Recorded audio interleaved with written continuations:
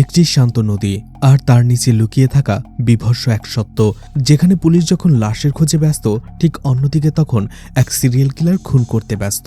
Police ইনভেস্টিগেশনে এমন এক অতীত বের হয়ে আসে যা আপনার কলিজা কাঁপিয়ে দেওয়ার মতো।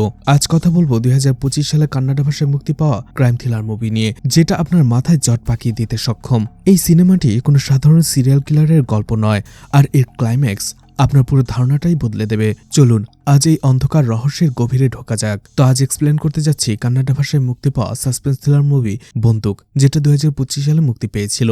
তো hi guys, welcome to my channel ফিল্মের গল্প। এমন নতুন আর অসাধারণ সব মুভি আর ওয়েব সিরিজের এক্সপ্লেনেশন বাংলায় দেখতে চাইলে চ্যানেলটিকে সাবস্ক্রাইব করে রাখতে পারেন। মুভির ঘটনাগুলো একটু এলোমেলো, আমি বুঝিয়ে বলার চেষ্টা করব, আর ঘটনাগুলো একটু মনোযোগ দিয়ে শুনে মনে রাখবেন, তাহলে শেষের দিকে ঘটনাগুলো মেলাতে অনেক সুবিধা হবে। মুভির শুরুতে জোকারের মাস্ক পরা দুইজন লোককে একটি বাজারে আসতে দেখা যায়, আর সেখানে তারা ধোঁয়া ছড়িয়ে একজন লোককে কিডন্যাপ করে নেয়, আর এরপরেই সেই লোকটাকে টর্চার করে মেরে ফেলে। আর এটা তারা ভিডিও করে। সেই ভিডিওটা তারা একজন রিপোর্টারকে পাঠায়, সেটা টিভিতে পাবলিশ করার জন্য। সেই রিপোর্টারও তার চ্যানেলে সেই ভিডিওটি পাবলিশ করে। সেই ভিডিওটা পাবলিশ হওয়ার পরপরই চারদিকে শোরগোল পড়ে যায়, কারণ সেই ভিডিওতে সেই সিরিয়াল কিলার বলছিল তারা একইভাবে ঠিক আরও খুনগুলো করবে। যদি পুলিশের সাহস থাকে তাহলে পুলিশ যেন তাদের ধরে দেখায়, আর সেখানে তারা স্পেশালি একজন পুলিশ অফিসারের কথা বলছে। সেটাকে একটু পরে জানতে পারবেন। এই ভিডিও পাবলিশ হওয়ার পরপরই সেই আইল্যান্ডে সব রিপোর্টার, নিউজ মিডিয়া চলে আসে। আসলে এই ঘটনাটা যেখানে ঘটেছে সেটা ছোট্ট একটা আইল্যান্ডের মতো। এছাড়া সেই সিরিয়াল কিলার ভিডিওতে বলেছিল তারা লাশটা ফেলেছে একটা ছোট্ট নদীতে। পুলিশ সেখানে চলে আসে আর সেই লাশটা তোলার ব্যবস্থা করে।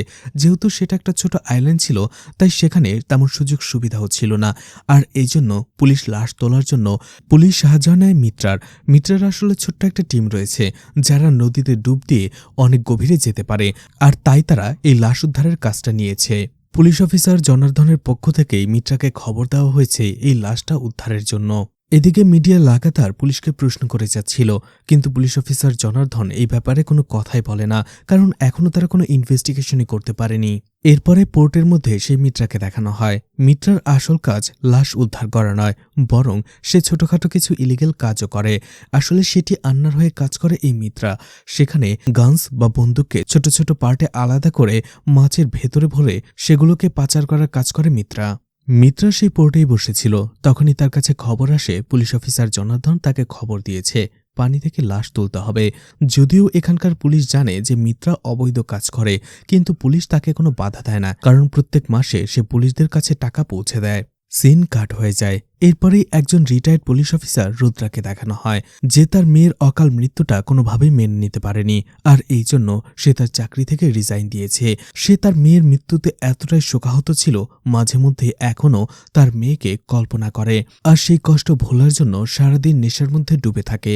অন্যদিকে রুদ্রার স্ত্রী রূপাও একজন পুলিশ অফিসার। এসিপি রূপাও তার ছোট্ট মেয়েকে হারিয়ে শোকাহত, আর তার স্বামীর এই অবস্থা দেখে সেও অনেক কষ্ট পায়, কিন্তু তারপরও সে তার কাজের দিকে অনেক ফোকাস রাখে।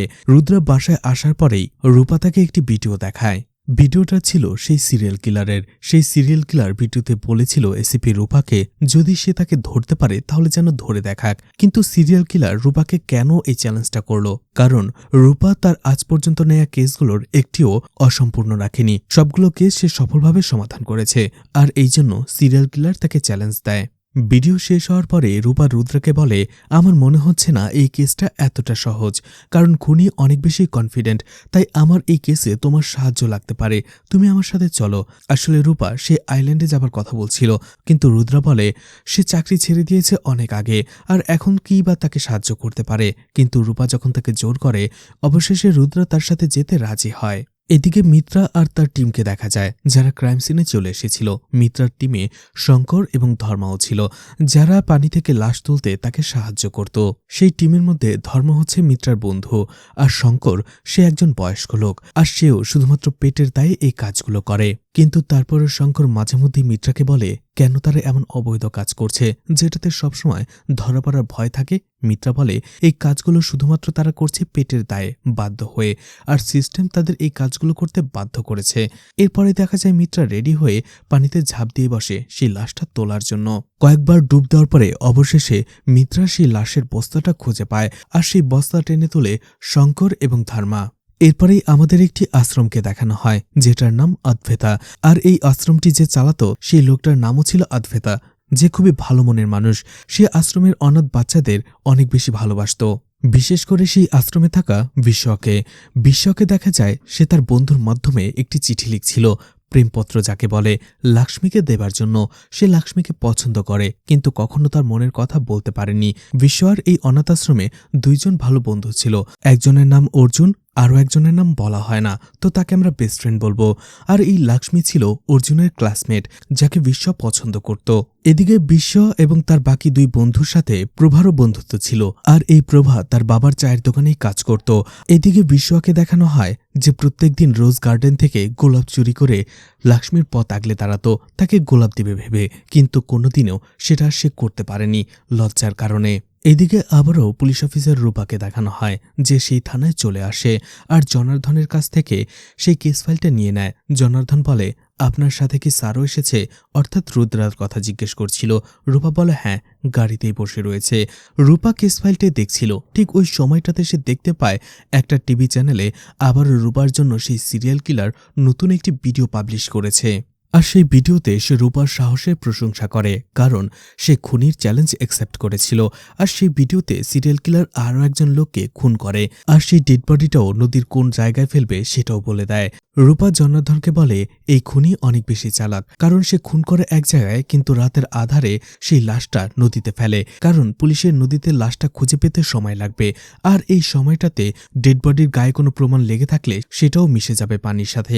এছাড়া লাশ খোঁজা এবং পোস্টমর্টম করতেও পুলিশের অনেক সময় লাগবে, আর এতে করে খুনির পরবর্তী টার্গেট ফিক্সড এবং পালিয়ে যাওয়ার জন্য অনেক বেশি সময় পেয়ে যায়। আমি নিশ্চিত এই সিরিয়াল কিলার নিশ্চয়ই একটা উদ্দেশ্য নিয়ে খুনগুলো করছে। জনার্ধন রূপাকে বলে, আমরা বডিটা পেয়ে গেছি, যদিও আপনার কথা মতো বডিতে কোনো ধরনের প্রমাণ পাওয়া যায়নি, কিন্তু বস্তার ভেতরে আমরা ছোট ছেঁড়া কাগজের টুকরো পেয়েছি, আর এটা দুটো বস্তার ভেতরেই, অর্থাৎ এখন পর্যন্ত দুটো মার্ডার হয়েছিল। জনার্ধন বলে, বস্তার ভেতরে কাগজের টুকরোগুলো এমনভাবে রাখা হয়েছে মনে হচ্ছে খুনি ইচ্ছে করেই সেই কাগজের টুকরোগুলো আমাদের হাতে পৌঁছাতে চাইছিল। রূপা সেই কাগজ দুটো চেক করে, দুটো কাগজই ছিল সাদা, সেখানে কিছুই লেখা ছিল না, কিন্তু সেই কাগজের ভিতরে একটা ফিঙ্গারপ্রিন্ট পুলিশ খুঁজে পায়, যদিও সেটা একেবারেই অস্পষ্ট। তাই পুলিশ সেই ফিঙ্গারপ্রিন্টটা উদ্ধার করার চেষ্টা করছে। এদিকে দেখা যায় দ্বিতীয় বডিটাও তুলেছিল মিত্রা এবং তার টিম। এরপরে আবারও সেই অনাথ আশ্রমকে দেখানো হয়। অদ্বেতা এবং বিশ্বর সম্পর্কটা ছিল বাবা আর ছেলের মতো। অদ্বেতার যদিও একটা ছেলে ছিল, কিন্তু সেই ছেলে অদ্বেতাকে সবসময় ভুল বুঝত এবং তাকে ঘৃণা করত, কারণ একটাই, অদ্বেতা সবসময় তার ছেলেকে বলতো বিশ্বর সাথে মিলে থাকতে, তার মতো চলাফেরা করতে, আর যেটা তার ছেলের একেবারেই পছন্দ ছিল না। রমেশ এই জন্য তার বাবার সাথে কথা পর্যন্ত বলতো না। দেখা যায় রমেশ তার বন্ধুদের সাথে মিলে অলরেডি ছোটখাটো চুরি করতে শিখে গেছে। রমেশ ছিল তার বাবার একেবারেই বিপরীত। যেখানে অদ্বেতা ছিল একজন ভালো মনের মানুষ, সৎ মানুষ, সেখানে রমেশ ছিল একেবারেই বিপরীত। এদিকে রূপার টিম সেই ফিঙ্গারপ্রিন্টটা উদ্ধার করতে সক্ষম হয়েছিল, আর তারা পুলিশ ডেটাবেস থেকে সেই ফিঙ্গারপ্রিন্টের একটা ম্যাচও পেয়ে গেছে। সেই ফিঙ্গারপ্রিন্টটা ছিল ভাজরার, আর এই ভাজরা ক্রাইম করে বেশ কয়েকবার জেলেও গিয়েছে। হিউম্যান ট্রাফিকিং, ড্রাগস পাচার, এই ধরনের আরও অনেক ক্রাইম এই ভাজরা করে। রূপা জানতে পারে এই ভাজরা এখনও জেলে রয়েছে, এই জন্য জনার্ধন সাথে সাথে জেলারকে কল করে, আর জেলার বলে ভাজরা 2 সপ্তাহ আগে জেল থেকে ছাড়া পেয়ে গেছে। আসলে ভাজরার পলিটিক্যাল কানেকশন অনেক বেশি স্ট্রং, যার ফলে তার যখন ইচ্ছে সে জেলে আসে, আবার যখন ইচ্ছে বেরো হয়ে যায়। রূপা তখন তার টিমকে ভাজরার নাম্বার ট্রেস করতে বলে, কিন্তু সেখানে সেই অফিসার বলে ভাজরার টোটাল 5টা নাম্বার ছিল, কিন্তু প্রত্যেকটা নাম্বারই এখন ইনঅ্যাক্টিভ। এদিকে জনার্ধনের কাছে ভাজরার ব্যাপারে ছোট্ট একটা লিড আসে। আসলে ঘটনা হচ্ছে, গ্রামের একজন বয়স্ক অভাবী লোক টাকার অভাবে নিজের মেয়েকে ভাজরার কাছে বিক্রি করে দিয়েছে। কিন্তু বৃদ্ধ লোকের স্ত্রী যখন জানতে পারে এই বিষয়টা, সে প্রচণ্ড রেগে যায়, আর কোনোভাবেই সে তার মেয়েকে বিক্রি করতে রাজি হয় না। অন্যদিকে দেখা যায় কিছুক্ষণ পরেই ভাজরা তার লোকবল নিয়ে চলে আসে সেখানে সেই মেয়েটিকে নিয়ে যাওয়ার জন্য। ভাজরা এমন একজন লোক যার সাথে একবার ডিল হয়ে গেলে তাকে টাকা ফেরত দিলেও সেই ডিল আর সে ক্যান্সেল করে না, টাকাও ফেরত নেয় না, শুধুমাত্র সেই মেয়েদেরই তার সাথে নিয়ে যায়। আর এটা সেই বৃদ্ধ লোকের স্ত্রী জানত, আর এই জন্য সাহায্যের জন্যই সে মিত্রা এবং ধর্মাকে ডাকে। অন্যদিকে দেখা যায় ভাজরা এবং তার লোকেরা সেখানে চলে আসে আর মেয়েটির বাবাকে প্রচণ্ড মারে, কারণ অলরেডি মেয়েটির বাবা মা সেখান থেকে মেয়েটিকে পালিয়ে যেতে বলেছিল। মেয়েটিকে না পেয়েই মেয়েটির বাবাকে ভাজরার লোকেরা প্রচণ্ড মারধর করে। এদিকে দেখা যায় মিত্রা এতক্ষণ এইসব কিছু দেখেছিল, আর অবশেষে মিত্রা ভাজরার প্রত্যেকটা লোককে জঘন্যভাবে কুপিয়ে আহত করে ফেলে।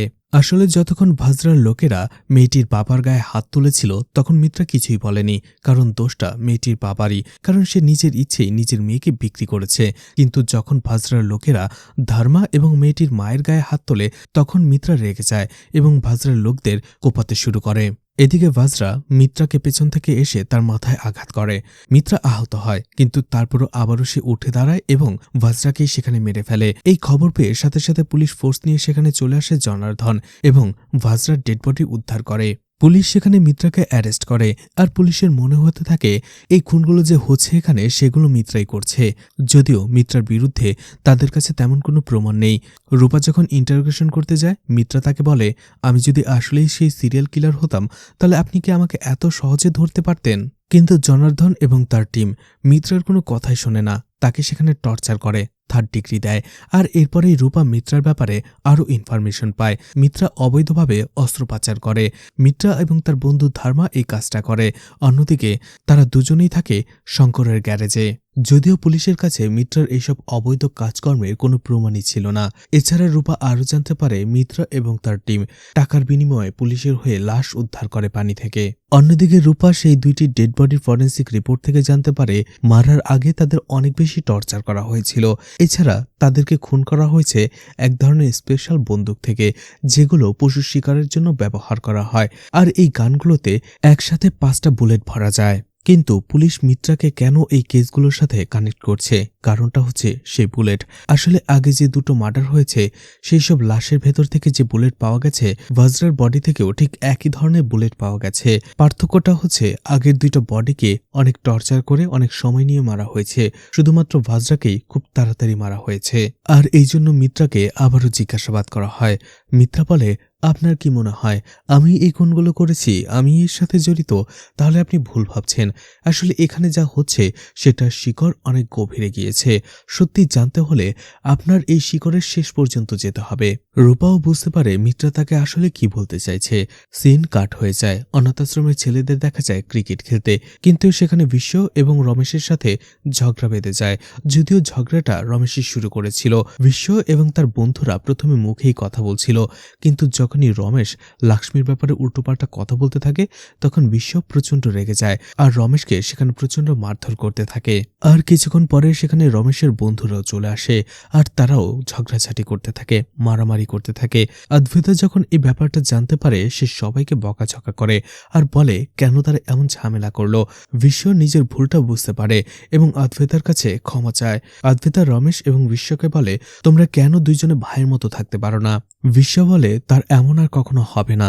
সে মন থেকে এই ঝগড়াটা মিটমাট করতে চায়, কিন্তু রমেশের মনে রাগটা তখনও ছিল। সে মনে মনে বলতে থাকে এর প্রতিশোধ সে কোনো একদিন নেবেই। এদিকে শঙ্করকে দেখানো হয় যে রূপার সাথে দেখা করতে আসে। শঙ্কর সেখানে রূপাকে একটা এভিডেন্স দেয়, কিন্তু কি দেয় সেটা দেখানো হয় না। সেখানে শঙ্কর রূপাকে বলে এই এভিডেন্সটা বডির কাছে থেকেই পাওয়া গেছে। এছাড়া শঙ্কর বলে মিত্রার বিরুদ্ধে এফআইআর করার জন্য, কিন্তু কেন সেটা আমাদের পরে জানানো হবে। এদিকে সবাই ভাবে মিত্রাই খুনি, কেসটাও সমাধান হয়ে গেছে। কিন্তু তখনই আসে এই কেসের নতুন মোড়, নতুন টুইস্ট। এই কেসটা যে ইনভেস্টিগেশন করছিল সেই পুলিশ অফিসার রূপাকেই কেউ মেরে ফেলেছে এবং তার ডেড বডিটাও পানিতে ফেলে রাখা হয়েছে, যেমনটা সিরিয়াল কিলার করত। এদিকে মিত্রা এখনও জেলে বন্দী। অন্যদিকে বাইরে সেই সিরিয়াল কিলারের প্যাটার্নেই আরও একটা খুন হয়ে গেছে, তাও খুদ পুলিশ অফিসারের। তার মানে এটা বোঝাই যাচ্ছিল যে এই সিরিয়াল কিলার মিত্রা নয়, তাই মিত্রাকে ছেড়ে দেওয়া হয়। অন্যদিকে সেই আইল্যান্ডে এই সিরিয়াল কিলারকে নিয়ে চারিদিকে ভয় ছড়িয়ে পড়ে। আর রুদ্রাকে দেখা যায় তার মেয়ের পরে সে তার স্ত্রীকেও হারিয়ে ফেলে, আর এতে সে আরো বেশি কষ্টে ডুবে যায়, নিজেকে নেশার মধ্যে ডুবিয়ে রাখে। মিত্রা চলে আসে তার বন্ধুদের সাথে দেখা করতে এবং সবার সাথে মিলে অর্থাৎ ধর্মা, শঙ্কর এবং আরও একজন বন্ধুর সাথে মিলে তারা একটা প্ল্যান করে। মিত্রা তার বন্ধুকে বলে সেই পুলিশ অফিসার মারা যাওয়াতে এখন সবার ফোকাস সেই সিরিয়াল কিলারের দিকে, আর এটাই সুযোগ, আর এই সুযোগে আমরা বড় একটা হাত মারব, অনেক টাকা লুট করব, যাতে করে ভবিষ্যতে আমাদের এই ধরনের কাজ আর না করতে হয়, আমরা পুরো জীবনটা বসে বসে খেতে পারি। আর যেহেতু এখন সবাই সেই খুনের কেসটা নিয়ে ব্যস্ত, তাই পুলিশও আমাদের ধরতে পারবে না। মিত্রা বলে আমাদের পাশেই একটা অনাথ আশ্রম রয়েছে, আর সেই অনাথ আশ্রমে একজন রাজনীতিবিদ ট্রাস্টের নামে 9 কোটি টাকা রেখেছে, যেটা পুরোটাই ব্ল্যাক মানি। আর এই পুরো টাকাটা কালকে অনাথ আশ্রম থেকে পার্টি অফিসে যাবে, আর সেই গাড়িটা রাস্তার মাঝে আমাদের আটকে লুটপাট করতে হবে। মিত্রার বন্ধুরা প্রশ্ন করে 9 কোটি টাকা নিয়ে যাওয়া হবে, নিশ্চয়ই সিকিউরিটিও অনেক থাকবে, আমরা কিভাবে সেটা লুট করব? মিত্রা বলে না, সিকিউরিটি একেবারেই থাকবে না, যেহেতু এটা ব্ল্যাক মানি, তাই মিডিয়ার চোখের আড়ালে এটা নিয়ে যাবার জন্য খুব সাধারণভাবে এই টাকাটা পার্টি অফিস পর্যন্ত নিয়ে যাওয়ার ব্যবস্থা করা হয়েছে, আর এই সুযোগটাই আমরা কাজে লাগাবো। মিত্রার বন্ধুরা এই প্ল্যান শুনে খুবই খুশি হয়। এদিকে রূপার হায়ার অফিসার দেখা করতে আসে রুদ্রার সাথে, আর সে রুদ্রাকে বলে রূপার কেসটা এখন তারা সিআইডির হাতে তুলে দেবে, কিন্তু রুদ্রা বলে সে এই কেসটা নিজে আনঅফিসিয়ালি গোপনে ইনভেস্টিগেশন করতে চায়, কারণ সে তার স্ত্রীকে অনেক ভালোবাসত, আর সে জানতে চায় কে তার স্ত্রীকে খুন করলো। যদিও পুলিশ প্রথমে এতে রাজি হয় না, কিন্তু অবশেষে রুদ্রা রিকোয়েস্ট করাতে পুলিশ রাজি হয়ে যায় এবং রূপার কেসটা ইনভেস্টিগেশন করার জন্য দায়িত্ব দেওয়া হয় রুদ্রাকে। এছাড়া এতে জনার্দন তাকে সাহায্য করবে। অন্যদিকে সেই এরিয়ার একজন পুলিশ ইনফর্মার, যে একজন লোকাল ডিটেকটিভও, সেও এই কেসটা ইনভেস্টিগেশন করাতে রুদ্রাকে সাহায্য করবে। এরপরে রুদ্রা, জনার্দন এবং ডিটেকটিভ রূপার কেসটা শুরু থেকে ইনভেস্টিগেশন শুরু করতে থাকে। রুদ্রা সেই কেস ফাইলটা পুরোটা পড়ে, আর জনার্দন তাকে সেই কয়েক টুকরো কাগজের টুকরো দেয়, যেগুলো আগে লাশের কাছ থেকে পাওয়া গেছে। সেই কাগজগুলো একেবারেই সাদা ছিল, কিন্তু হঠাৎ করে রুদ্রার হাতে থেকে মদ পড়ে যায় সেই কাগজের উপরে, আর এতে করেই সেই কাগজের উপরে একটা লেখা ভেসে ওঠে। আর এরপরে রুদ্রা বাকি কাগজগুলোতেও মদ ঢেলে দেয়, আর তখনই সেখানে কাগজের উপরে কিছু লেখা দেখা যাচ্ছিল, কিন্তু যাই লেখা ছিল না কেন সেগুলো ছিল শর্ট ফর্মে। তাই রুদ্রা একজন স্টেনোগ্রাফার অর্থাৎ শ্রুতিলেখককে ডাকে সেই লেখাটা ডিকোড করার জন্য। এদিকে ডিটেকটিভ রুদ্রাকে বলে, স্যার, এই খুনি মানুষদের টর্চার করে মেরে ফেলে, কিন্তু তারপরে সেই ভিকটিমদের মাথায় গুলি করে, কিন্তু কেন? আর সেই গুলিটাও করা হয় এক ধরনের স্পেশাল বন্দুক থেকে, যেগুলো দিয়ে পশু শিকার করা হয়, আর সেই বুলেটগুলোও ছিল একেবারে আলাদা। আবার সেই গানে শুধুমাত্র 5টাই বুলেট থাকে। তাই আমার কাছে মনে হচ্ছে খুনি এই সব কিছু দিয়ে আমাদের কোনো একটা মেসেজ দেওয়ার চেষ্টা করছে, হয়তোবা যেহেতু 5টা বুলেট থাকে তাই 5টাই মার্ডার হবে। অন্যদিকে খবর আসে শ্রুতিলেখককে দিয়ে সেই কাগজগুলো ডিকোড করা হয়েছে, আর জানা যায় এই কাগজগুলোতে একটা বইয়ের কিছু লাইন লেখা ছিল, কিন্তু আজব বিষয় হচ্ছে এই বইটা এখন পর্যন্ত পাবলিশই হয়নি, যার ফলে রুদ্রা এবং বাকি টিম চলে যায় সেই লেখকের কাছে। হতে পারে এই লেখকই খুন করছে, কারণ রুদ্রা এবং তার টিম সেই বইটা পড়েছে। সেই বইয়ের ভেতরে যেভাবে একজন খুনি ভিকটিমদের মারে, ঠিক একই রকমভাবে টর্চার করে এই খুনিও তার ভিকটিমদের মারছে। এদিকে মিত্রা এবং তার টিমকে দেখানো হয় তাদের প্ল্যান অনুযায়ী টাকা সেই গাড়িটা তারা লুট করে নেয়। এছাড়া একজন লোককেও তারা কিডন্যাপ করে নেয়। রুদ্রা এরপরেই সেই লোকটার বাবাকে কল করে আর বলে, তোমার ছেলেকে আমি কিডন্যাপ করে রেখেছি, তাই আমি যেখানে বলবো টাকা পাঠিয়ে দাও, নয়তোবা তোমার ছেলেকে জীবন দিতে হবে। কিন্তু মিত্রা কাকে কিডন্যাপ করলো আর কেন করলো সেটা আমরা পরে জানতে পারবো। এদিকে রুদ্রা আর ডিটেকটিভ চলে আসে সেই লেখকের কাছে, আর লেখককে বলে, আপনার একটি বইয়ের কিছু লেখা অংশ আমরা এক জায়গা থেকে পেয়েছি। আসলে আপনার বইতে খুনি ভিকটিম যেভাবে মারে ঠিক একই রকম ভাবে এখানে কয়েকটা খুন হচ্ছে, আর আমরা শুনেছি সেই বইটা এখনো পাবলিশড হয়নি। লেখক বলে, হ্যাঁ, সেই বইটা আমি লিখেছিলাম 10 বছর আগে, আর সেটা আমি পাবলিশ করতে পারিনি। এই বইটার একটা কপি নিয়ে আমি গিয়েছিলাম একটি জেলের ইনভাইটেশনে, আর সেখানে আমি লেকচার দেওয়ার পরে ভুলে সেই বইয়ের একটা কপি সেখানেই রেখে এসেছিলাম। এরপরে থেকে সেই বইটার ব্যাপারে আর কোনো আলোচনা হয়নি, আর 10 বছর পরে আজকে সেই বইটার কথা আমার আবারও মনে পড়ল। কিন্তু রুদ্রা সেই লেখককে বলে, আমার তো মনে হচ্ছে আপনি এই খুনগুলো করছেন আপনার বইয়ের লেখা অনুযায়ী, যাতে করে আপনার লেখা আবারও আলোচনায় চলে আসে আর এই বইটা লাইমলাইট পায়। তখনই সেই লেখক হেসে তার চশমাটা খুলে, আর দেখা যায় সেই লেখক ছিল অন্ধ। লেখক বলে, আমি আমার জীবনে কখনো আলোই দেখতে পাইনি, আমার লাইমলাইটের কি দরকার, আসলে এই লেখক যেহেতু অন্ধ ছিল তাই একজন শ্রুতি লেখকের মাধ্যমে তার বইগুলো সে শর্ট হ্যান্ডে লিখত। রুদ্রা সেখান থেকে কোনো ক্লু না পেয়ে হতাশ হয়ে ফিরে আসে। তারা একটি দোকানে বসে চা খাচ্ছিল, তখনই সেখানে টিভিতে দেখতে পায় রুদ্রার নিউজই চলছে। সেখানে মিডিয়ার লোকেরা বলছিল রুদ্রার অবহেলার জন্যই রূপার মৃত্যু হয়েছে। রুদ্রা তখন ডিটেকটিভ এবং জনার্দনকে বলে সেই খুনির প্রথম ভিডিওটা প্রথমবার কোন চ্যানেলে প্রচার করা হয়েছিল সেটা খুঁজে বের করো। ডিটেকটিভ একটু পরে সেটা খুঁজে বের করে ফেলে। সেটা ছিল ছোট্ট একটা টিভি চ্যানেল, আর সেই চ্যানেলের যে রিপোর্টার ছিল তার সাথে রুদ্রা এবং ডিটেকটিভ দেখা করে। সেই মেয়েটি বলে একদিন আমার কাছে অপরিচিত এক নাম্বার থেকে কল আসে, আর সেখানে সেই লোকটি বলছিল তার কাছে একটা ধামাকাদার খবর রয়েছে, এর জন্য তার বিনিময়ে তাকে 10 লাখ টাকা দিতে হবে। সে ভেবেছিল কথাটা শুধুমাত্র মজার ছলে বলেছে, আর এই জন্য সে ফোনটা কেটে দেয়। কিন্তু একটু পরেই তার মেইলে একটা লাইভ স্ট্রিমের লিঙ্ক আসে। যখনই মেয়েটি সেই লিঙ্কে ঢোকে সে দেখতে পায় সেই খুনি সেই লোকটাকে টর্চার করছে। মেয়েটা বুঝতে পারে যে এই ভিডিওটা তাদের চ্যানেলে ছাড়লে অবশ্যই সেটা হিট হবে, আর এই জন্য সে 10 লাখ টাকা দিয়ে সেই নিউজটা কিনে নেয়। সেই লোকটা তাকে সেই টাকাটা একটা চ্যারিটির অ্যাকাউন্টে পাঠিয়ে দিতে বলেছিল, আর এরপরেই সেই ভিডিও থেকে তাদের চ্যানেল কয়েক গুণ টাকা লাভ করে। এদিকে ইতোমধ্যে সেই খুনির আরও একটা ভিডিও পাবলিশড হয়ে যায়, যেখানে সে আরও একজন ভিকটিমকে টর্চার করছিল। কিন্তু সেই ভিকটিমকে আর এই মুখোশ পরা খুনি বা কে সেটা সবার জানার আগ্রহ ছিল অনেক। অন্যদিকে পুলিশ অনেক কষ্টে একটা সোর্সের মাধ্যমে সেই খুনির বাড়ির ঠিকানা পেয়ে যায়। তারা সেখানে চলে যায়। এদিকে পুলিশ সেখানে পৌঁছাতে অলরেডি খুনি সব প্রমাণ সেখান থেকে গায়েব করে দিয়েছিল।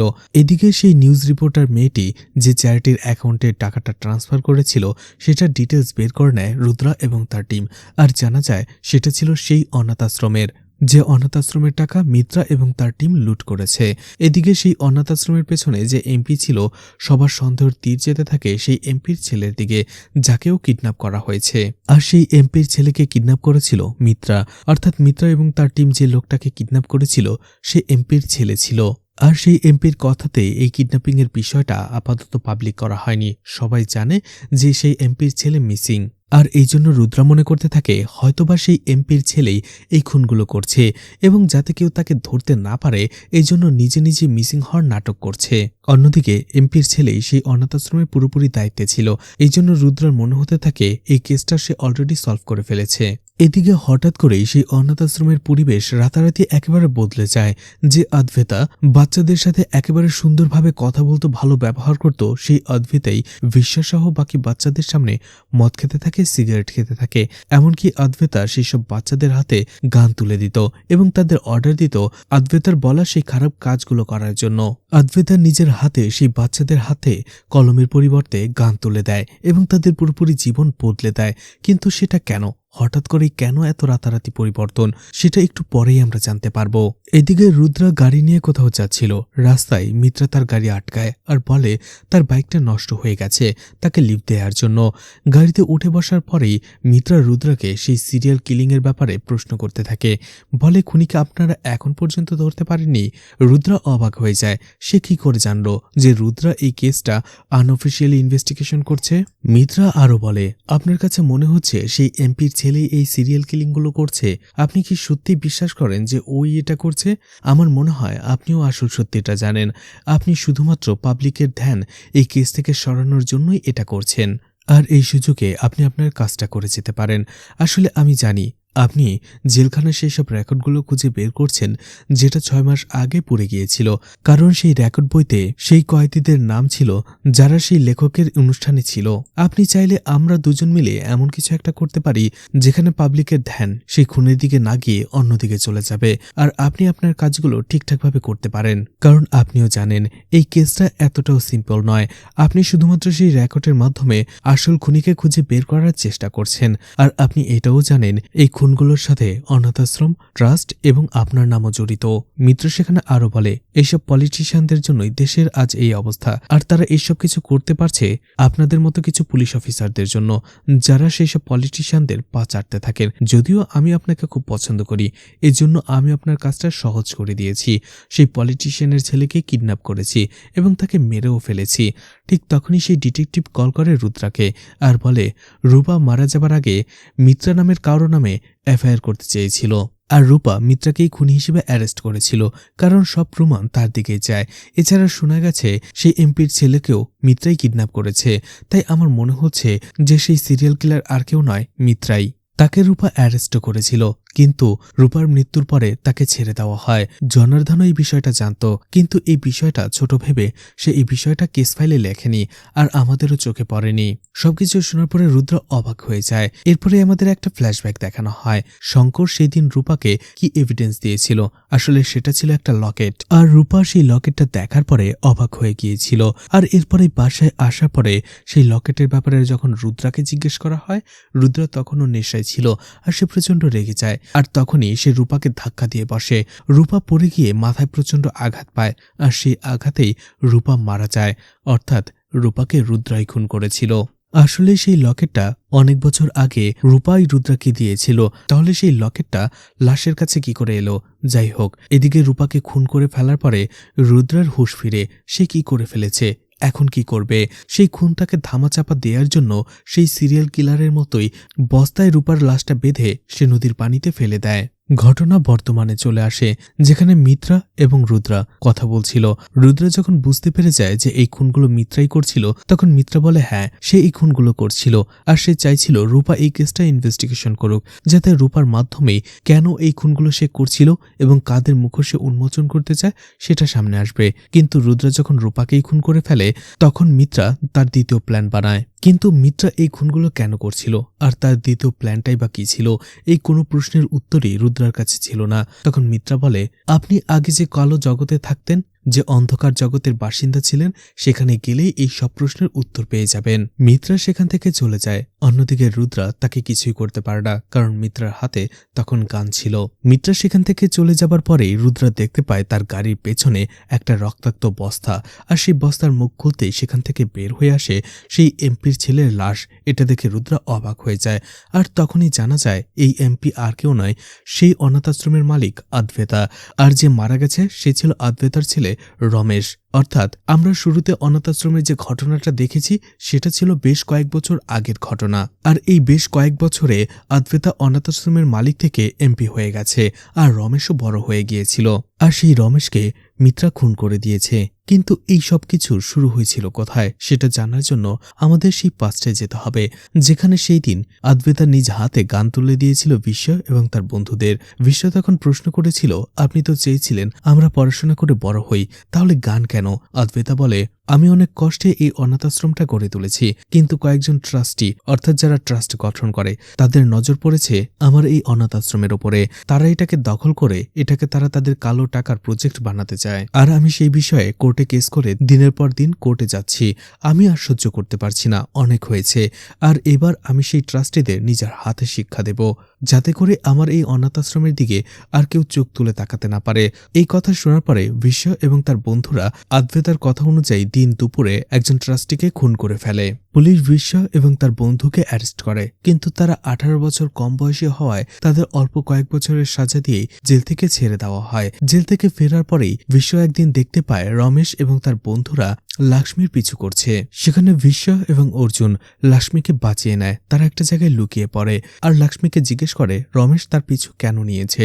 লাক্ষ্মী বলে সে আদ্বেতাকে একজন লোকের সাথে দেখা করতে দেখেছে আর কথা বলতে দেখেছে। লাক্ষ্মী বলে আদ্বেতার সাথে একজন পলিটিশিয়ান দেখা করতে এসেছিল, আর সেখানে তারা কথা বলছিল।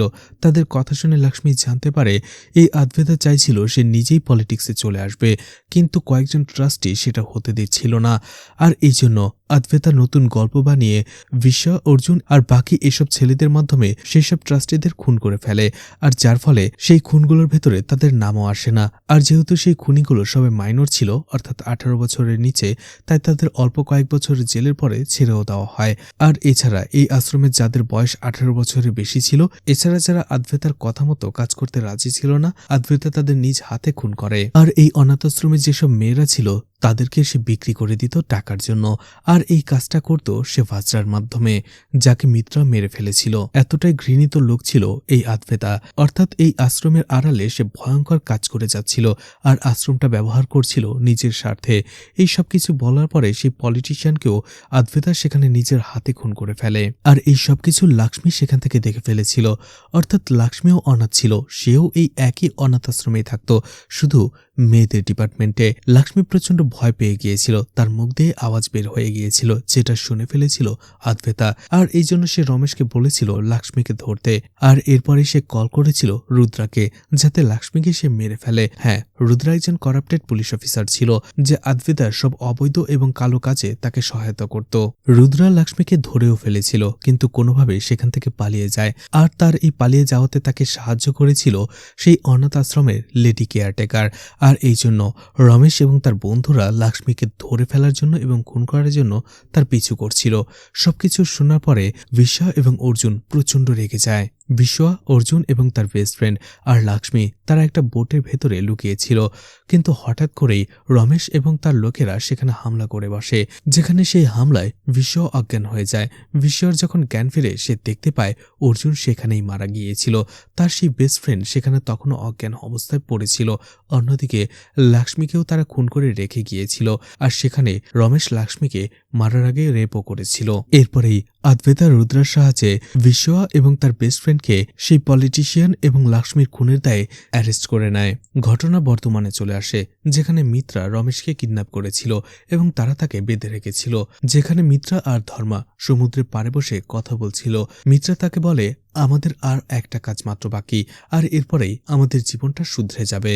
সেখান থেকে তাদের কথা শুনে আমরা জানতে পারি এই মিত্রাই হচ্ছে সে বিশ্ব, যার পুরো নাম বিশ্বমিত্রা। আর বিশ্বর যে বেস্ট ফ্রেন্ড ছিল সে আর কেউ নয়, সেই ধর্মা। এখন তো নিশ্চয়ই আপনাদের কাছে ক্লিয়ার যে কেন মিত্রা রমেশকে খুন করলো। যাই হোক, ধর্মা মিত্রাকে বলে চলো বাড়ি যাই। মিত্রা বলে তুমি যাও, আমি আসছি। ধর্মা যখন একাই সেখানে আসছিল, তখনই ধর্মার উপরে কিছু লোক হামলা করে বসে। সেই ছেলেগুলো ধর্মাকে বারবার আঘাত করে, যদিও ধর্মা সেই ছেলেগুলোকে চাইলেই মেরে ফেলতে পারত, কিন্তু সে ইচ্ছে করেই মারেনি, কারণ এরাও ছিল আদভেতার সেই অনাথ আশ্রমের ছেলেই, যাদের বয়স 18 বছর এখনো হয়নি।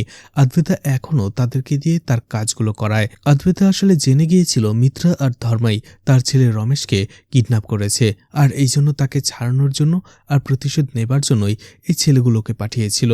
ধর্মা চাইলেই তাদেরকে মেরে ফেলতে পারত, কিন্তু ধর্মা চায়নি যে এই ছেলেগুলোর জীবনও তাদের মতো হোক, আর এই জন্য সে শুধু তাদেরকে কোনোভাবে প্রতিহত করে সেখান থেকে পাঠিয়ে দেয়। এরপরেই ধর্মা অনেক কষ্টে মিত্রার কাছে আসে এবং তার কোলেই শেষ নিঃশ্বাস ত্যাগ করে। মিত্রা আগেই তার সব কাছের মানুষকে হারিয়ে ফেলেছিল, যেমন অর্জুন, লাক্ষ্মী, আর আজকে ধর্মাকে হারিয়ে ফেলে সে একেবারেই ভেঙে পড়ে, অনেক কষ্ট পায়। এদিকে রুদ্রা তখনও খুঁজে বের করার চেষ্টা করছিল যে 6 মাস আগে সেই লেখকের আনপাবলিশড বইটা কার হাতে পড়েছিল এই জেলের ভেতরে, কিন্তু 6 মাস আগে রেকর্ড পড়ে যাবার কারণে সেটা বের করা সম্ভব হচ্ছিল না। অন্যদিকে জেলার রুদ্রাকে বলে, আপনার এই প্রশ্নের উত্তর শুধুমাত্র একজনই দিতে পারবে, সে হচ্ছে আফতাব। আফতাব 23 বছর যাবৎ এই জেলে রয়েছে। সে একজন মুসলিম, এছাড়া সে একজন সংস্কৃতির স্কলারও। আসলে সে সরকারের কিছু নিয়মনীতি এবং ঘটনার বিরুদ্ধে আওয়াজ উঠিয়েছিল, প্রতিবাদ করেছিল, আর এই জন্য তাকে জেলে ভরা হয়েছে। কিন্তু আজ পর্যন্ত কেউ তার জন্য রিলিজ অর্ডার বা কোনো কিছু নিয়ে আসেনি, যার ফলে এত লম্বা সময় ধরে আফতাব এখনও এখানেই আটকে রয়েছে।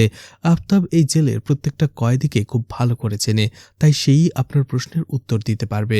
রুদ্রা আসলে জানতে চাইছিল যে মিত্রার সাথে সেই অনাথ আশ্রম তার কি সম্পর্ক, আর এই জন্য সে আফতাবকে জিজ্ঞেস করে। আফতাব বলে সেই আনপাবলিশড বইটা মিত্রাই পেয়েছিল, আর তার পুরো নাম বিশ্বমিত্রা। মিত্রা আমাকে বলেছিল যে কোনো একদিন ভবিষ্যতে কেউ হয়তোবা মিত্রার ব্যাপারে জিজ্ঞেস করতে আসবে, আর তুমি সেই লোক যে আজকে মিত্রার ব্যাপারে জিজ্ঞেস করতে আসলে।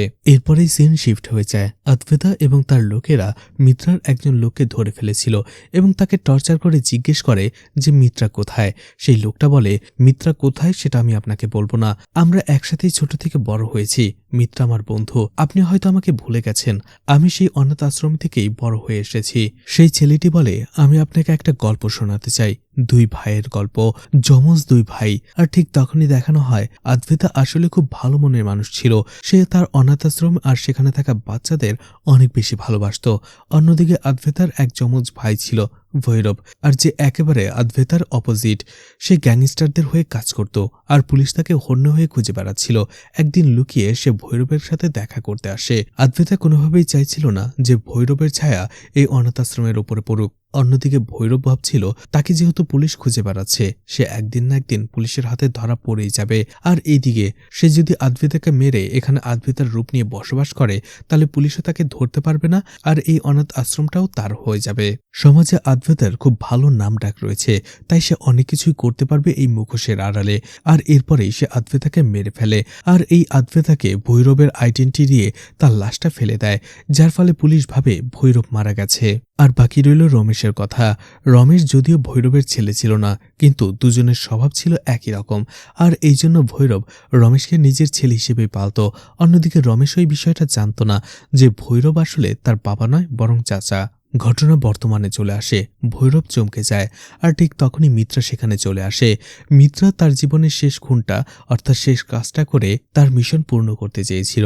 আর দেখা যায় ভৈরব সেখানে একেবারে একা হয়ে পড়েছিল, কারণ সেই অনাথ আশ্রমে যেসব ছেলেগুলোকে দিয়ে ভৈরব অবৈধ কাজ করাতো, তারাও মিত্রার হয়ে কাজ করছিল। তারাও ভৈরবের দিকে গান পয়েন্ট করে, কিন্তু মিত্রা তাদের কাছ থেকে গান নিয়ে কলম ধরিয়ে দেয়, কারণ এই ভৈরবা তাদেরকে গান দিয়ে তাদের জীবনটা নষ্ট করে দিয়েছিল। আর মিত্রা তাদেরকে আবারও তাদের জীবন ঠিক করার একটা সুযোগ দেয়। তারা সবাই সেখান থেকে চলে যায়, আর মিত্রা সেখান থেকে আসার আগে ভৈরবকে মেরে ফেলে, আর তার লাশটা এমনভাবে গায়েব করে যেন কেউ খুঁজেই না পায়। সবাই ভাবতে থাকে ভৈরব মিসিং হয়ে গেছে। এদিকে আফতাব রুদ্রাকে বলছিল দ্বিতীয়বার যখন তাদেরকে ফাঁসিয়ে জেলে পাঠানো হয়, তখন তাদের বয়স 18 বছরের বেশি হয়ে গিয়েছিল, যার ফলে তাদেরকে আসল জেলে পাঠানো হয়। আর এই সময় তারা অনেক কিছু ফেস করে, এখানে অনেক অত্যাচার সহ্য করে।